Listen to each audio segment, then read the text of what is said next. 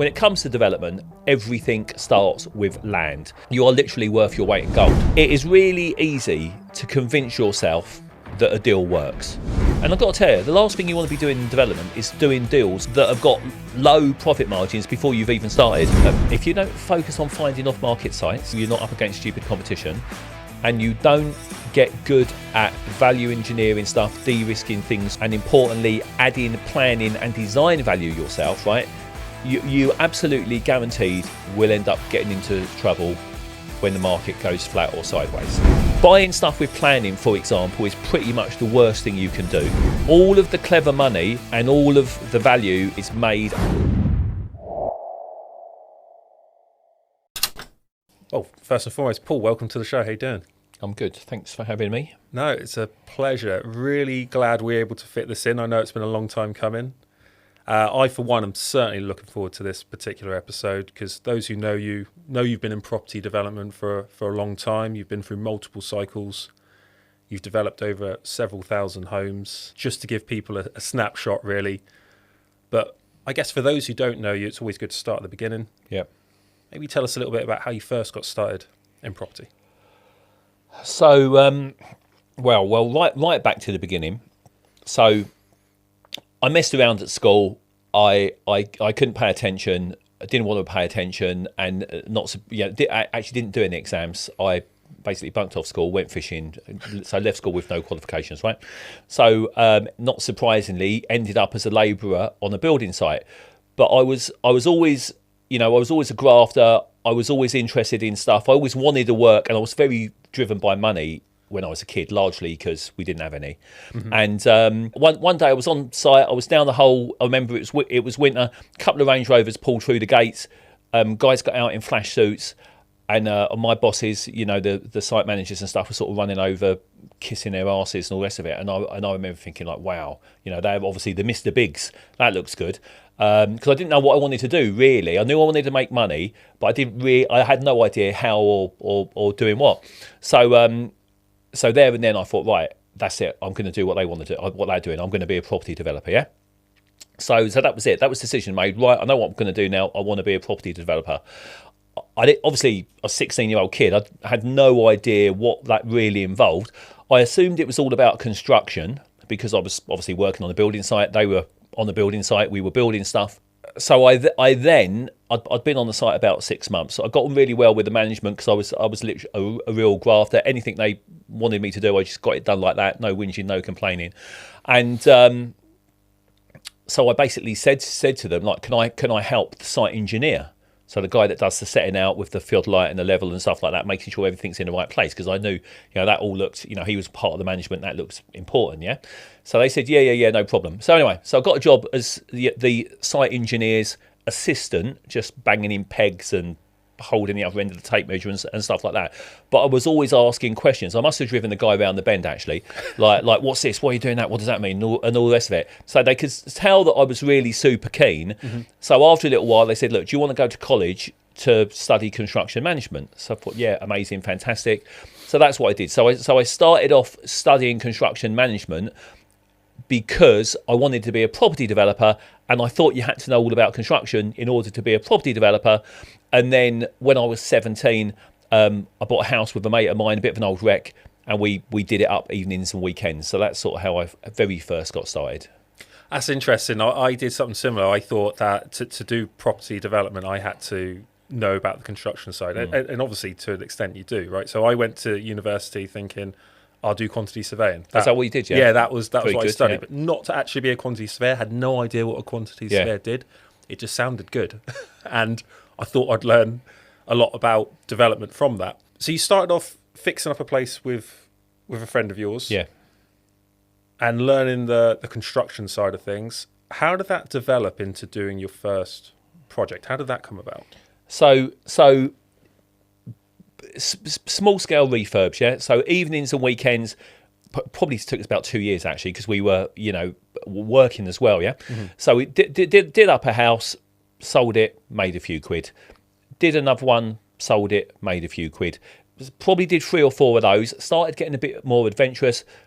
Bought an old house, split it into flats. Yeah, so slowly, doing bigger stuff. Yeah, and at the time, we were just buying things either on the market with through estate agents, bit of an old wreck or whatever it was on with an estate agent, or most of the stuff actually we were buying in auctions. Yeah. Now, remember, so this isn't like nearly 40 years ago. So auctions were a totally different place then. It was before Homes Under the Hammer, right? Yeah. So not a lot of people really knew about them. They were sort of like dark, smoky basements of hotels usually. So you used to get some really good deals. It's not really the same anymore, but back then it was. However, those deals were still all things that were on or in the market. Yeah, so they were one way or another, they were in the public domain, which meant there was competition for them. Yeah, and then every now and then in our sort of little patch where we were doing most of our stuff in West London, where me and my mate, where we grew up, someone would be building a couple of houses or a little block of flats or whatever.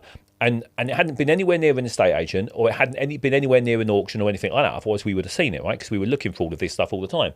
So I'm like pissed off. It's like, who's doing that in my patch? How did I miss that? And all the rest of it. So started investigating these things, and then became aware of the concept of off-market deals.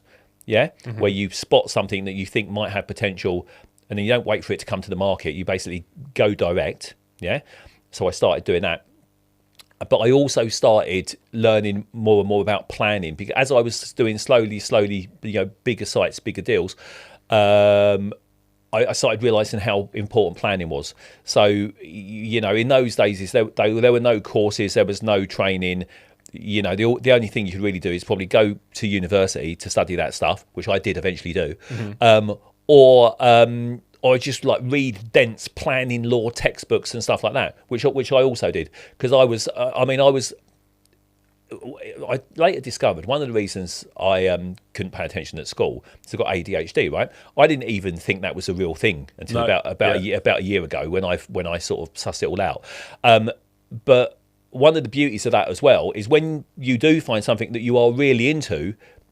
As I did with property development, I was like obsessed. So I was like non-stop learning, and had been for pretty much my whole career, really. And so that was good. So I basically consumed everything I could find to learn more and more and more, and then bought a little site. Well, actually tied it up on an option and got planning and built my first single house, new build house in 1988. That's really interesting about the incremental steps forward that you were taking. So, a lot of people think to get into development, you've got to jump straight in, jump into this new beast. And I heard someone say, which seems to be along the lines of what you've done there, is you incrementally move outside your comfort zone. I heard someone say you do 10% outside every time, almost. That's how he looked at it. And it's interesting how you started with refurbs, then splitting blocks of flats, then eventually get to that point in new build. Would you recommend that is a good way to do things? I would. I mean, I suppose the other thing I would say, in those days, there was no other way. There was no courses, there were no training. There was nothing, right? So I didn't have any choice other to do it that way. And even then, eventually, after about 5 years, was it 5 years or was it 10 years? I think I'd been doing that for about 5 years, increasingly bigger deals and all the rest of it. And I'd got to the point whereby, because remember, I was massively into this stuff. I wanted to know everything about everything. I'm super detailed. And the more I got into it in terms of including bigger deals and trying to do bigger deals, the more I realised I didn't know and how much there was to it. Yeah, because one of the problems with this industry, I guarantee you, most people don't know what they don't know. Well, none of us don't know what we don't know, do we? But in development, it is complex. So certainly if you want to get into bigger stuff, and I know for a fact, because I've taught these people, I've trained them, I've worked with them, the amount of people that are not, they don't know enough about it, they're not detailed enough, it's amazing, really. So had always been very detailed. I got to the point whereby I thought, shit, I don't think I'm ever going to be able to, it's going to take me forever to learn enough about this. So I eventually came to the conclusion, look, right, okay, how am I going to learn enough about this? And I decided, well, I obviously need to work for a big developer. Yeah, so that's the next part of my plan was, right, okay, if I'm working for a big developer, house builder, how am I going to get a job with a house builder? What do I need to study? What do I need to learn? What would be the best type of job to get? I eventually came to the conclusion that it would be a job in land, i.e. finding sites, buying sites, negotiating the deal, doing all the numbers. That is the key, really. So I decided, right, I want to get a job as a land buyer. What do I need to study? I studied land economics part-time. So now I spent the next 5 years going to university part-time, doing increasingly bigger deals as I'm learning more, all with a view actually to get a job with a big house builder, to really start learning. So I did that for 5 years, became a chartered planning and development surveyor, targeted Lang homes because they were renowned for having the best training in the industry. Luckily enough, got a job with Lang Homes.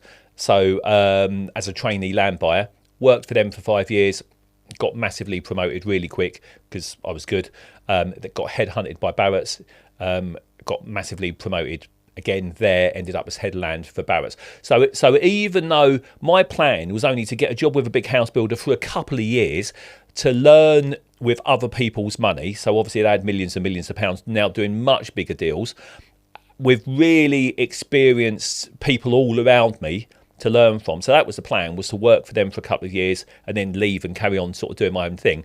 But because I was really good, they all made it really impossible for me to leave. So basically promotions, massive pay rises, golden handcuffs. Exactly that. Yeah. Because, and this is a really important thing for people to remember, and I always bang on about this, right? When it comes to development, everything starts with land. So that means the building, and land's not just fields, obviously. You know, it's the building, the opportunity, the canvas that you then need to add the value to, yeah? So if you're a really good land buyer, as I became, you are literally worth your weight in gold. Because if you're not, you know, whether it's me or you doing smaller deals, or you're Barrett's the biggest developer in the country, if you can't find and tie up and secure the right deals at the right price, you know, everyone's unemployed. So everything really does start with land. It starts with finding the deal, finding the right opportunity, and then tying it up on the right terms, yeah? That's really interesting. I've not heard many people put it in terms of, you know, there's a few major elements to a development project. There's the construction side, there's, like you said, the finance side, the land deal side. It seems like you figured out pretty early that none of that happens. Finance doesn't get involved, construction doesn't get involved until you understand land and planning really first. Yeah. Yeah, well, if you obviously know how you do a development appraisal, right? Everything's reverse engineered, really. It's like, okay, you know, the name of the game is maximising land values, because we all know it's interesting, actually. Very often, you know, people say to me, how do you get that deals done? And like, they think I've got some magical way of not dealing with nutty landowners that want crazy money, right? I haven't. They all want crazy money. Right, that your biggest issue, one of the biggest problems in this business is obviously dealing with landowners' unrealistic expectations. Yeah, the way you are able to deal with that is by making the deal building land value pie as big as possible. And that way, there's as much value as possible to be shared around between you and the landowner. That's how you get deals to work. Yeah. So the actual name of the game in development is scheme optimization. So you know, how do you typically get as much of the right thing on a site in the right way, so it's, you know, you're minimizing the cost and maximizing the value, and that's minimizing the cost without building cheap shit, by the way, which is what some people try to do, but that's never going to work, right? So scheme optimization and site maximizing land values is literally the name of the game, and all of that translates backwards into the land deal. Yeah. So the more you know about planning and design, the more value you can add, the more likely you are to get deals done on terms that work for you and the landowner. That's a very good point. And you mentioned there the development appraisal, and it brings up a big question that I hear a lot of people ask. Where do people go wrong when they're first starting in development with the development appraisal? Where do you see people go wrong time and time again? None of them. Most of the people They don't know enough about it, because it is the reason you can potentially make a lot of money in it is because it is high risk. There's no doubt about it, right? It's super high risk, but also super high reward when you are able to do it to do it properly. Yeah. Mm-hmm.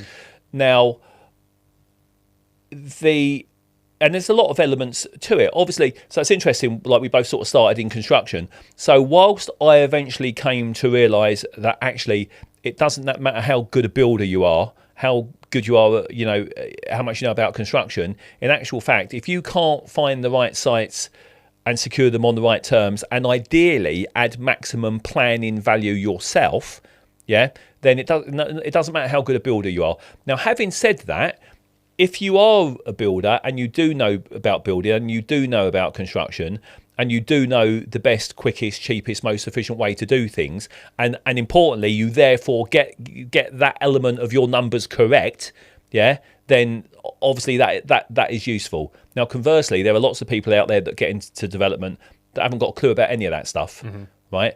They I don't know. They think it's get rich quick, or they get sucked in by some bullshit training or whatever. I don't know what it is, because this is the thing, as you all know, with development appraisals, it is really easy to convince yourself that a deal works.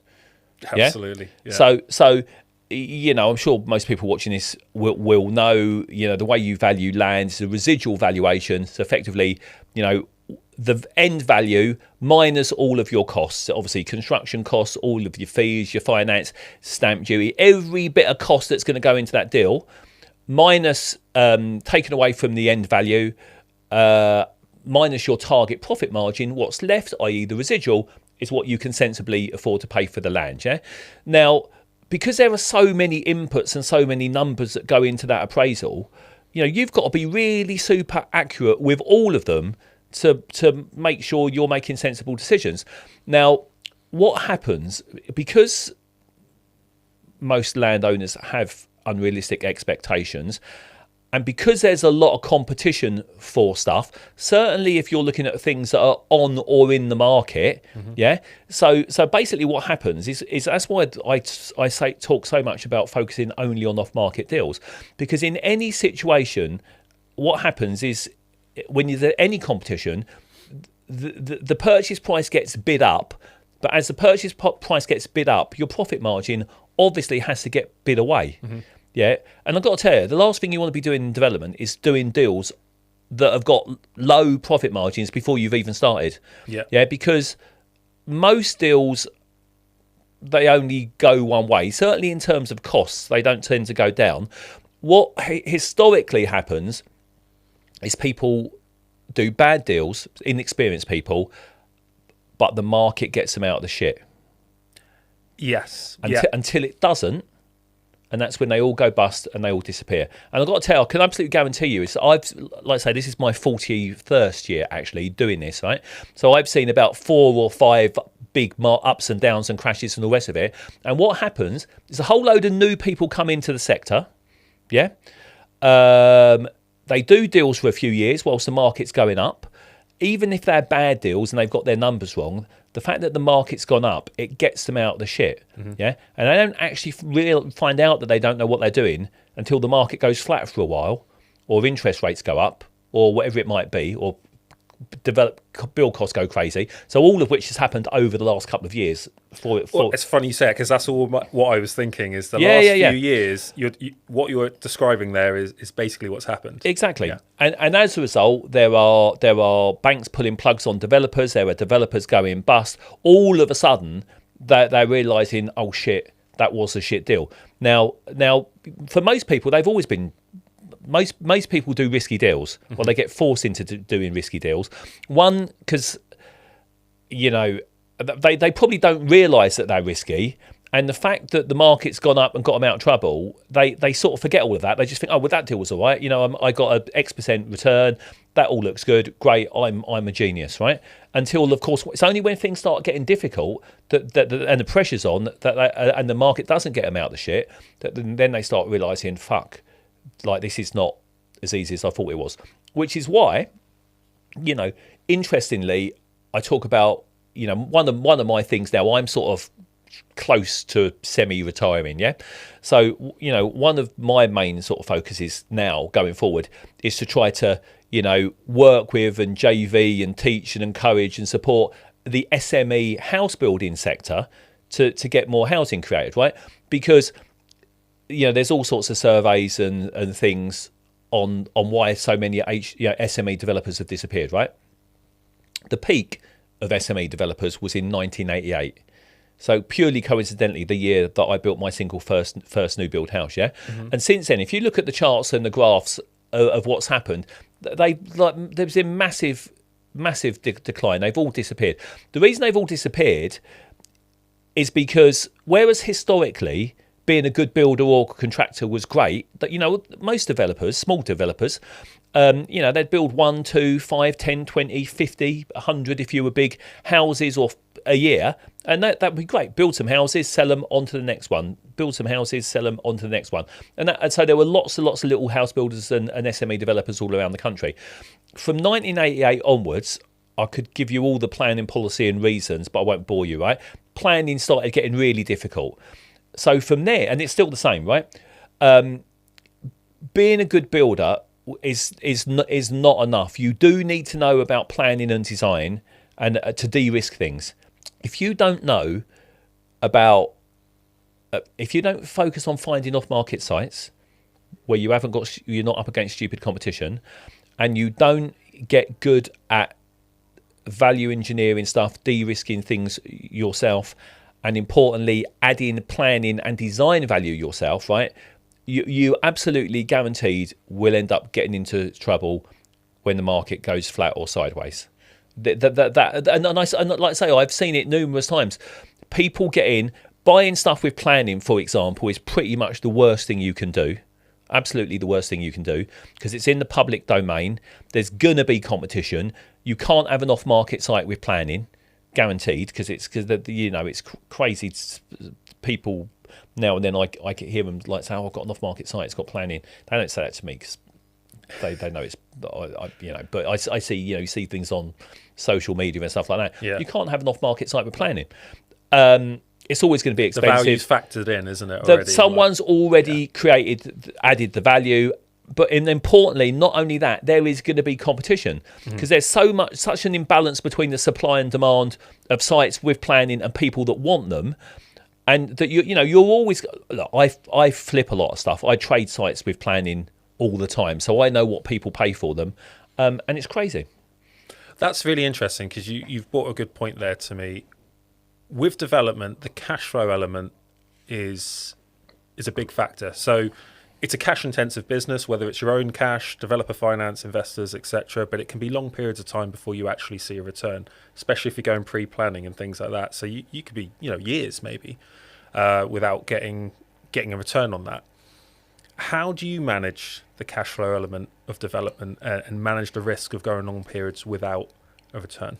So you're absolutely right. The biggest problem, well, there's numerous problems, but probably the biggest problems in development business is cash flow, right? So typically it's like money out for a long period of time before you hopefully get some back in when you either sell or refinance the things that you've built, right? If you are following the full start to finish development model, right?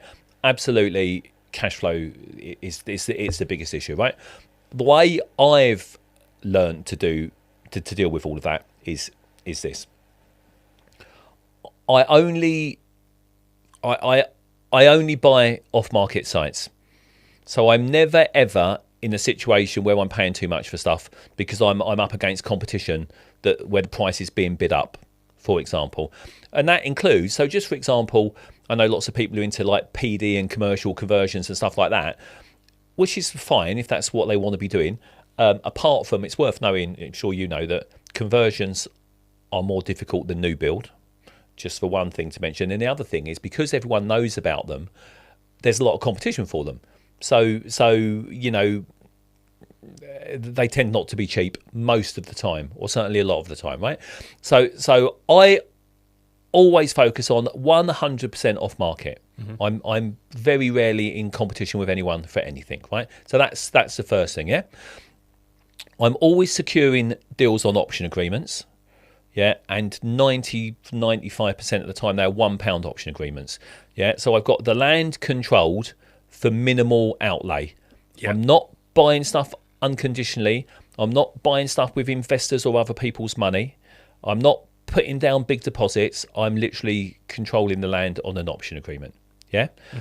I then go on and add maximum planning value by understanding site constraints and value engineering and detailed design and scheme optimization and planning inside out. Yeah, so I'm adding massive value. Then I've sort of de-risked the thing to a large extent before I've even started. Yeah. Now at that point, I decide, like, am I going to flip it?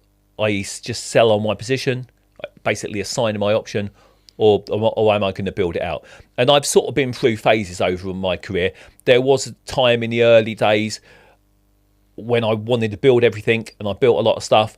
There was a sort of bit in the middle where I was sort of like 50-50. Half the stuff I'd build, half the stuff I'd flip. Now, more recently, I only build stuff that, for whatever reason, I really want to build it. Yeah, and then actual fact, going forward, probably because, as I say, I am sort of like trying to semi-retire, I will build a lot less. Got a couple of little sort of schemes still in the pipeline that I will probably build, but other than that, I'm not. I'm probably going to concentrate just on flipping stuff, i.e., trading it on after I've added the planning value. Yeah. Now, the beauty with that, in terms of sort of coming back to the cash flow thing, is when I'm trading on stuff with planning, having added planning value, yeah, it might still take me, 9 months or a year or 18 months to get planning.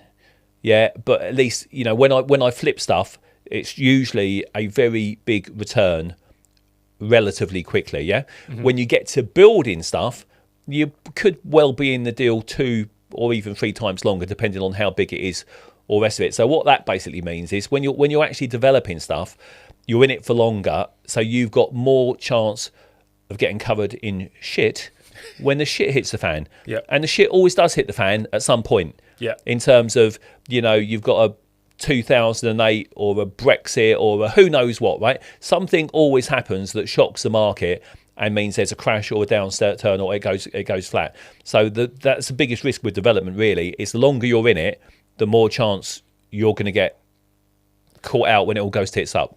I always see it like musical chairs. The music's going to stop at some point. 100%. It's just where are you when it stops? Absolutely. That's interesting. That's really interesting. And funny enough, what you said there in terms of, like, again, going back to getting land that has minimal value initially, and then you're adding loads through the planning, you're giving yourself an exit at that point that you can flip it. And sorry, just to add one thing, absolutely that. Or if you are a builder or a contractor, or you want to be building stuff out, which is fine, right? The beauty of that is that, but if you've created an insurance policy for yourself, because you've tied it up cheap and you've added the value, so you're getting all the benefit of all of that planning value uplift. Yeah. So then, even if you are building it and things do go a bit pear-shaped, you haven't paid too much for it. Now, conversely, if you're buying stuff with planning, you absolutely, there's going to be competition, and if there isn't competition, you've got to start wondering why. Right? It's like, is this a shit site? Why is everyone else not after this? Right? And actually, the important thing is, just because it's got planning as well doesn't mean it's a good implementable consent. It's another mistake. Something's got planning, people think, oh yeah, it's great, it's ready to go. Well, there could be all sorts of other problems inherent in that deal as well, particularly if the person that's got the planning is not a builder or a developer, so they haven't sussed everything out properly, they haven't de-risked it, they haven't optimized it for buildability and all the rest of it. Yeah. So anyway, point is, if you're buying stuff with planning, it's always going to be expensive. So you would have had to bid your profit margin away, and bought it on a lower profit margin than you would have liked in order to secure the deal. So that basically means is you haven't got an insurance policy. You've just got to hope that the market hopefully stays as it is or goes up ideally, and that development costs don't go up and that interest rates don't go up. It's a big gamble.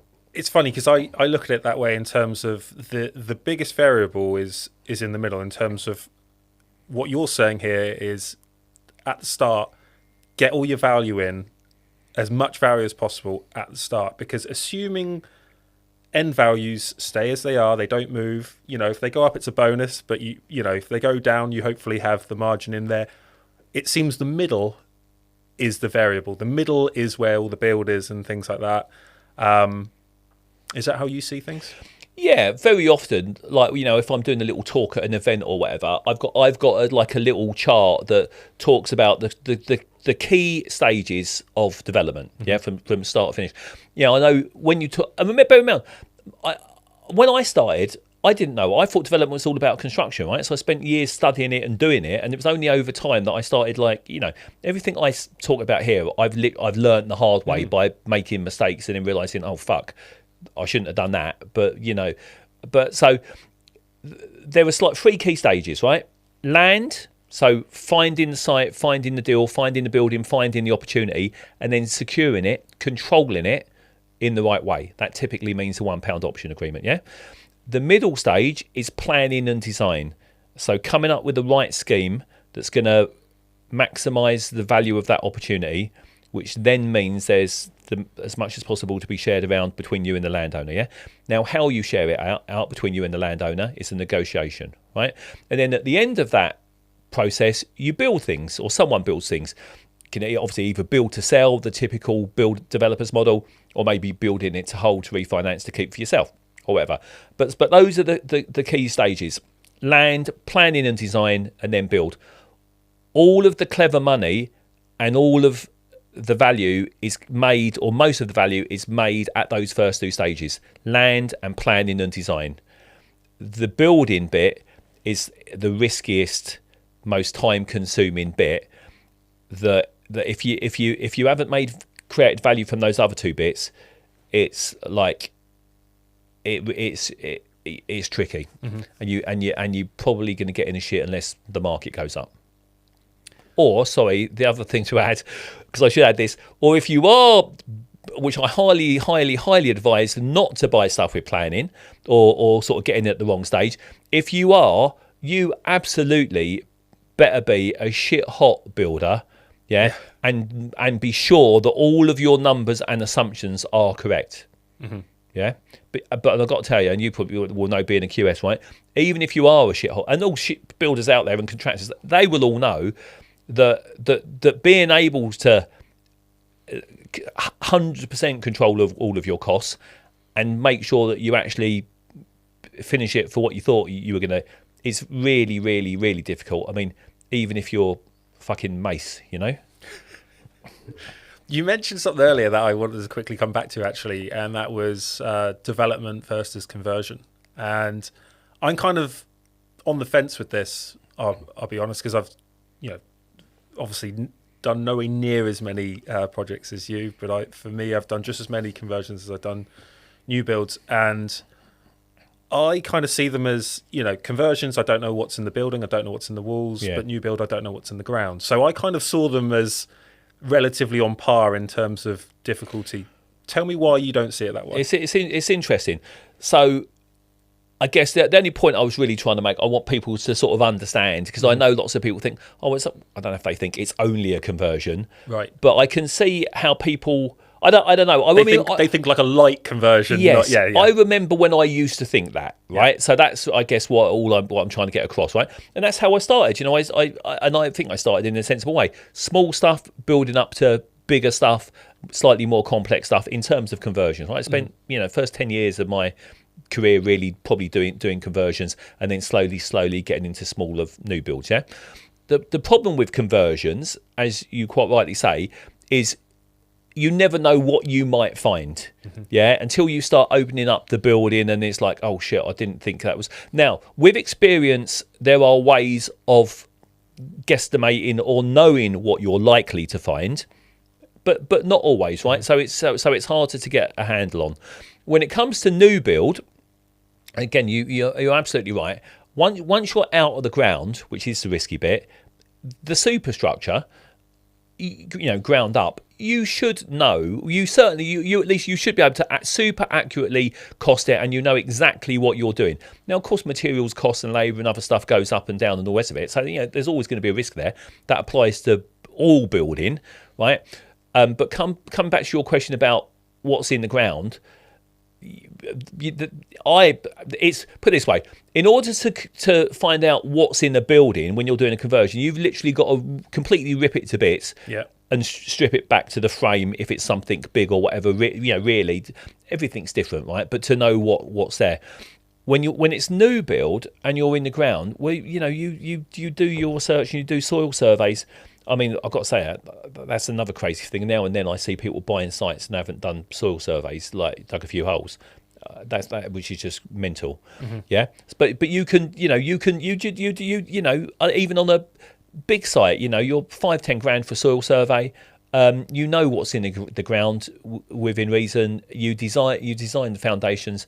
If there's any decontamination, stuff like that, you can cost it. So it's easier. You're absolutely right. The risk is what's in the ground typically, but it's easier to answer that question and know what's there. Yeah, no, I get what you're saying there, because and the more you do developments in certain areas and certain types of land, okay, this type of land in this area, strip foundations, you do your trial hole, you have an idea. Well, just on that, I would never assume that because ground conditions and what's in the ground could change from there to there. Right. So absolutely 100%, you can never assume that. And I'll tell you some interesting stories. Like I remember a long time ago, I used to see a site and it might be a field, and you just assume that it's always been a field. Right. You go and look at the historic maps, you might find that 100 years ago it was who knows what. And it's like, so you never know. Land's been around a long time, right? Yeah. So what may or may not have gone on there in the past, the only real way to ever know is to do proper surveys. So you've always got to do that. Just because you think you might know the area and it's all gravel and strip things are going to be fine, you just don't know. Yeah. That's a very important point then. For people to take away from this, like you said, you got to do your surveys, you got to do your topos, you got to do your trial holes. Like you said, it's the most risk, so it's probably the time that you want to spend the most care. Well, it is, and interestingly, just to sort of jump back to some of the other stuff we're talking about not paying too much for stuff and values and all the rest of it. And one of the other things people do is they don't research things properly, they don't assess things properly, they make unrealistic assumptions. They assume it will be fine. We'll cost strip footings or whatever, and then it's only later, sometimes after they've done the deal or bought the site, they find out it needs piling or whatever, or there's a whole load of contamination or whatever. And basically, it's very easily, these things can easily stack up, and something goes from looking like it's great and it's a deal to very soon it's like fucking hell, this is a nightmare because I didn't know about this and this. Yeah, there's a big lesson that I learned from an early project was. Just because it has planning doesn't mean it can be built as well. That's why I sort of touched upon that earlier. I know lots and lots of people think that, because I've got to tell you, and the real danger now is because, I know there are sort of other people out there sort of like talking about tying up sites on option agreements and, and all of this sort of stuff. But people get really excited about, option agreements because they realise, wow, I can secure a bit of land, I can tie up a site for £1. Maybe it's a £2 million site or 1 million or 10 million or whatever. I can tie it up for £1 because I haven't got 10 million quid, and then I can get some planning value or flip it on or all the rest of it, which you can if and when you know how to do that.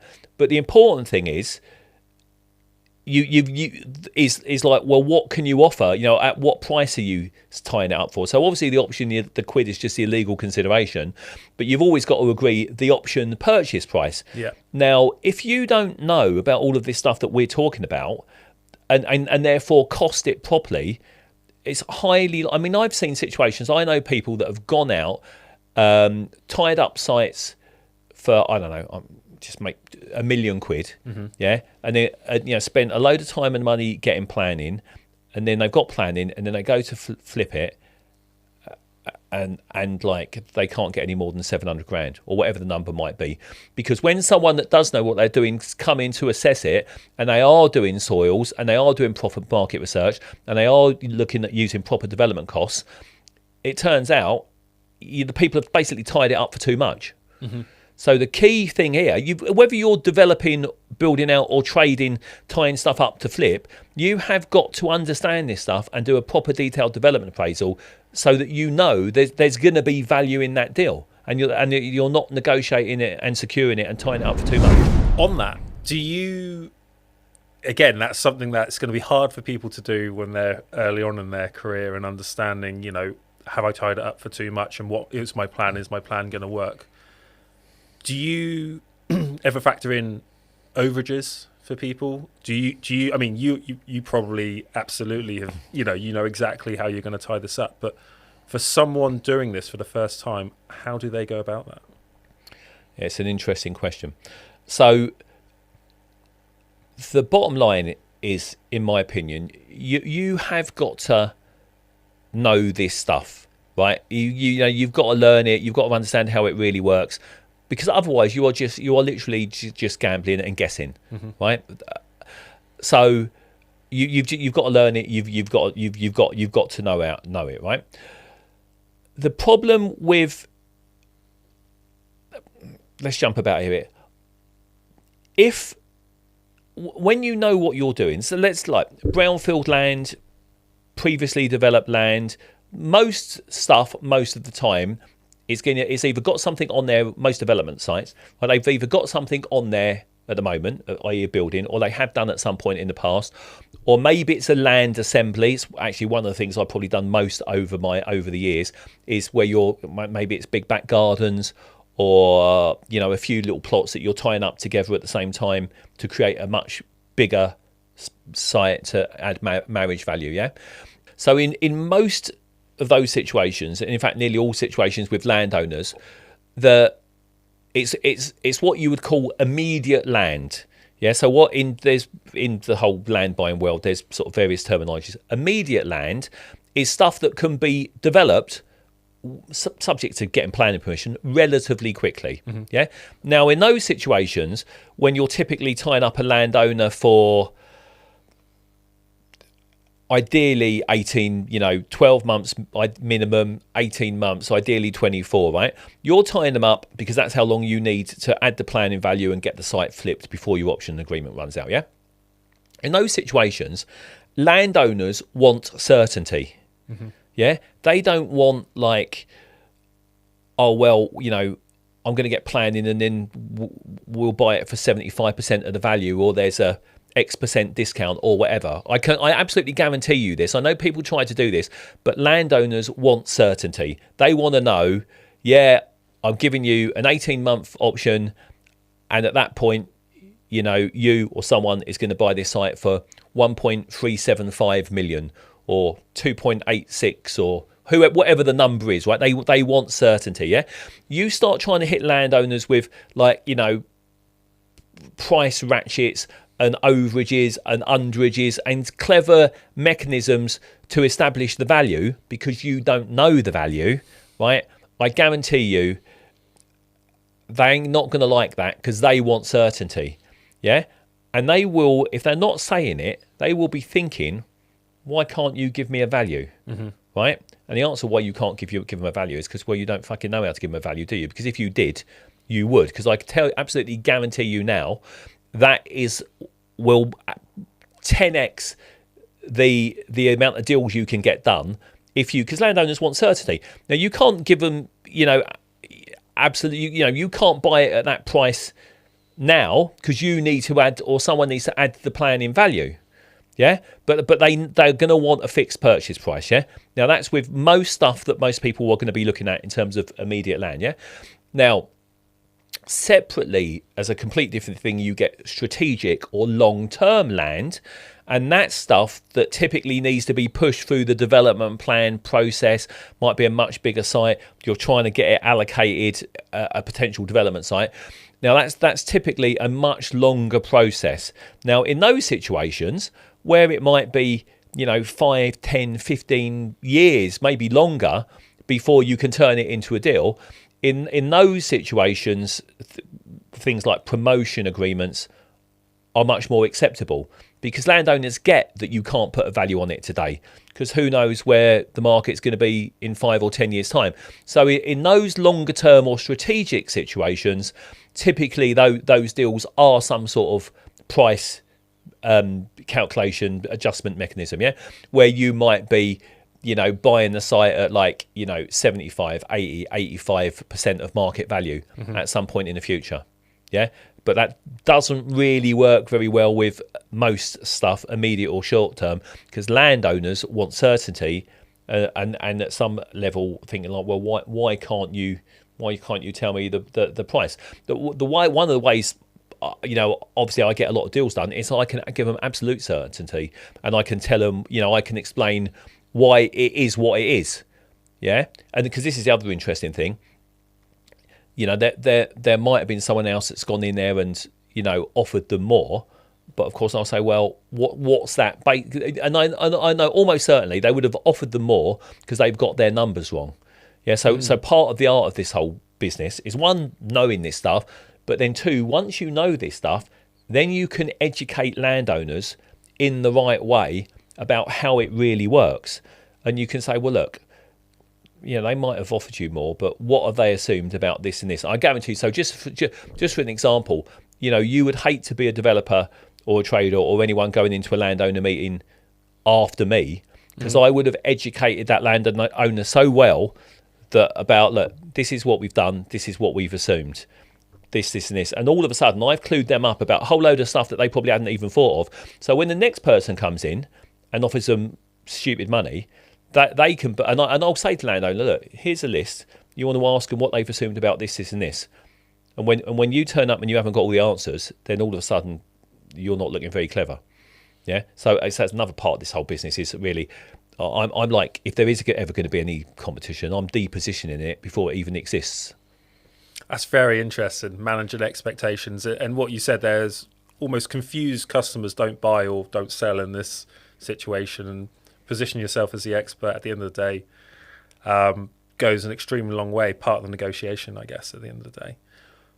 Moving on slightly, what do you look for in a good deal? What are some of your typical metrics? We've talked about buying well and things like that, and getting the planning uplift, but what are some of the margins that you look for?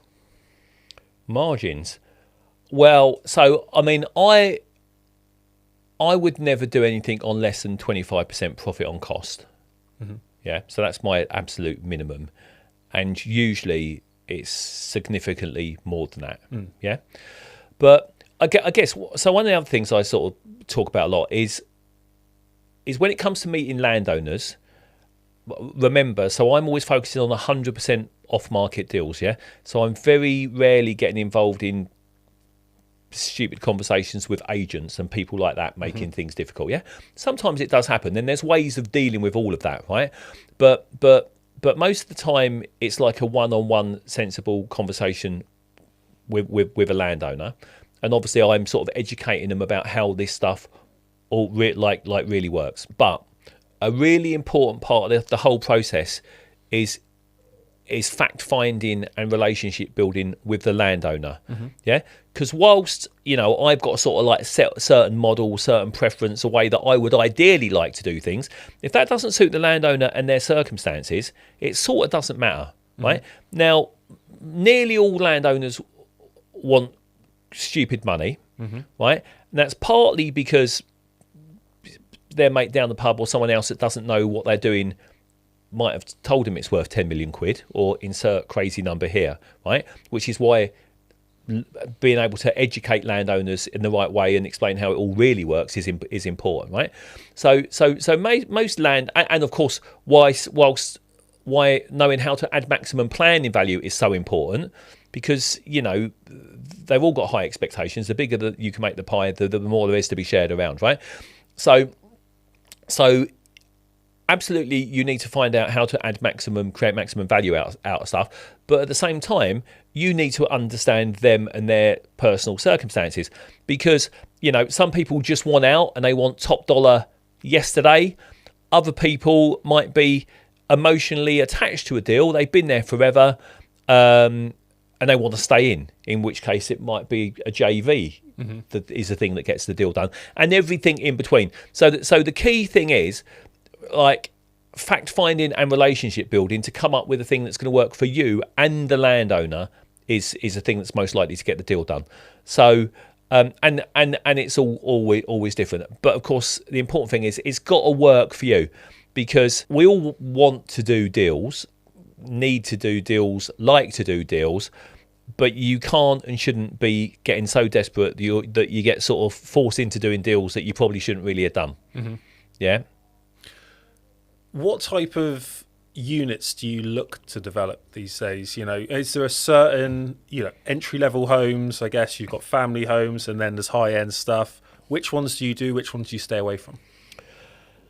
So the thing is, look, every site is different.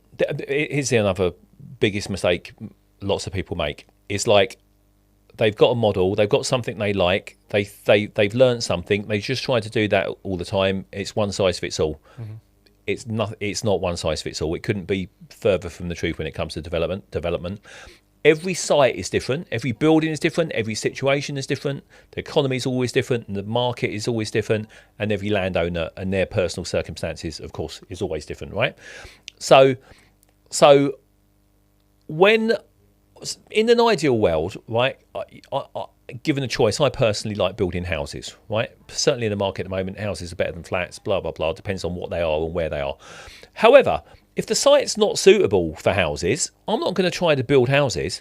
Yeah. So it's the site. Remember I said everything starts with land. The site, the building, the opportunity, the canvas is where it all starts. Yeah. So every time I look at a bit of land, I'm not thinking like how many houses I can get on there. I'm thinking what is it that's going to maximise the value of that land, because that is ultimately what's going to get the deal done. Now, it might be flats, it might be houses, it might be a hotel, it might be co-living, it might be big build to rent scheme, it might be student accommodation, it might be an office building, who knows. It's different. It's going to be horses for courses, different things in different situations in different markets. And of course, this is why coming back to why understanding planning and design is so important, because, and of course, it's got to be something that's you're going to get planning for. Yeah. So I'm always thinking, I start by what is it that's going to maximise the value of that deal. Yeah. Now, in most places, most of the time, residential tends to be the highest value thing, but not always. And then the question, of course, is what type of residential? And of course, can you get planning for it? So is it houses? Is it flats? What's the optimum size? What's the optimum mix? What's the combination that's going to... So, for example, I know for a fact people do not do enough research in terms of answering all of those questions. They'll have a site, give it to an architect and say, do me a scheme. What the fuck? Like what? And again, it's not an architect's or a planning consultant's job to know any of this stuff. They're not going to go away and assess the constraints. They're not going to go away and do the market research to find out the exact optimum size, type and mix of units, including the exact size that's not a single square foot bigger than it needs to be. Yeah. So, all of that stuff is our job as the developer or land trader. It's what we get the big money for, right? Is knowing this stuff, and that's what allows us to negotiate the best deals. And I guess the most optimum site isn't always the most amount of flats sometimes. So, correct me if I'm wrong here, there's not always a point of just building, right, I can get a mixture of ones and twos and get 10 flats in here, or I can get 15 flats if they're all one beds, if the market in that area doesn't support one bedroom flats. Is that right? That is part of it, but it's way more than that, because all of the, remember you got planning policy, right? There might be a mix, a policy on unit mix, right? Now that doesn't have to mean you have to do what the planners say. This is one of the other big things, actually. People thinking like doing a pre-app because they think the planners are going to tell them what to do.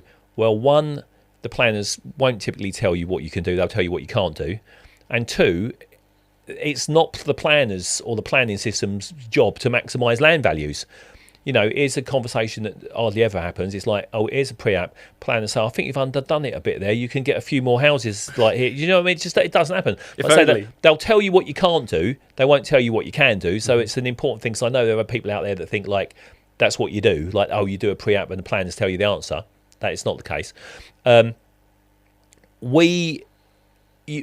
a whole load of research you have to do to work out the optimum size, type, and mix of units, commercial if there's underworld, all of these things, and then that effectively gives you like the parameters, and you then give your architect and or planning consultant a really detailed brief about, look, this is the best thing we can do with the site. Can I do it? Can you make it work? In terms of design, positioning, stuff like that, yeah. So, and of course, absolutely the market, what there's demand for is part of that, but it's only part of the conversation. We got only limited amount of time left, so 2 more questions really. One was the opportunities in the current market for people looking to get into development. There's a lot more developer contributions, and as you said, things have changed since 1988. It's got harder and harder. Yeah. But where are the opportunities these days in the current market for newer developers? For newer developers, well, I think the opportunities they sort of are what they are. Yeah. Whether you're new or experienced, I suppose the only difference is if you're experienced or you've learned, how to do this stuff, you're going to have a much better chance of actually finding deals and getting them to stack up and getting them tied up on the right terms. Yeah. But the biggest opportunity actually, well, in terms of the market, it's probably build to rent and co-living at the moment, because the sales market for selling stuff is slow and flat, right? But with those other things, as a general rule, it's a bit like the reason there's been a massive HMO boom over the last 20 odd years is because people are getting squeezed into smaller and smaller space. Yeah, I'm not saying that's right, because it's not really. It's just how it is, right? So the type of accommodation that, put it this way, smaller stuff is much more affordable, whether that's to buy or to rent, which is why why build to rent or build to hold, if you want to create that stuff for yourself, and co-living is a bit of a boom sector, just in terms of end use types. Yeah, it's not the only thing, but they are sort of like hot spots at the moment. Yeah, but overall, generally planning wise, the grey belt is absolutely game changing. It wasn't even a thing until just before Christmas, when the new latest updated national planning policy framework came out that defined grey belt. Since then, there's been a whole load of appeal decisions, sort of giving clarity to what that actually means. Without a shadow of doubt, in my whole career, I've never seen anything like it in terms of the biggest game changing opportunity ever. So basically, all of a sudden, sites that had no chance before because the planning policy and all of that shit that happened since 1988, and in fact a whole load of stuff that came even before that, all of a sudden the whole ton of sites all over the place that have now got development potential that never had before. And one of the beauties of those things as well, and they're all owned by landowners, many of whom have never ever been approached before, because most developers would have looked at that stuff and thought, that's got no chance, I'm never going to go anywhere near it. All of a sudden, because of a change in planning policy, it's game on. That's interesting. I guess that ties in also with what's happening with inheritance tax for farmers and things like that. Maybe that plays a factor and ties into it as well. We're limited time, so I mean that seems like a whole other section that we could dive into another time. But a last question that I like to end on, and that is, what do you wish someone had told you when you first started in property? One of the many mistakes I've obviously made over the years is I've tried to do everything on my own for a lot of the time. Yeah, so I wouldn't believe people, I wouldn't trust people. I thought I had to know about everything myself. whether it be architecture, engineering, planning, you name it, every aspect of development. I wanted to thought I had to know everything about it. Yeah. Now that's been really useful to know a lot about all of this stuff and really get into the detail. But in hindsight, if I had perhaps trusted people more and not tried to do everything on my own, I probably could have gone a lot further faster. Maybe that. But it's a tricky one. I mean, even now, because one, in those days, there wasn't really anywhere else I could to easily go, which is why I ended up deciding I needed to work for house builders for 10 years in the end.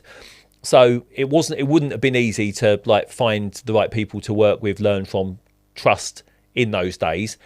And it is difficult finding the right people, actually, because, not everyone is good.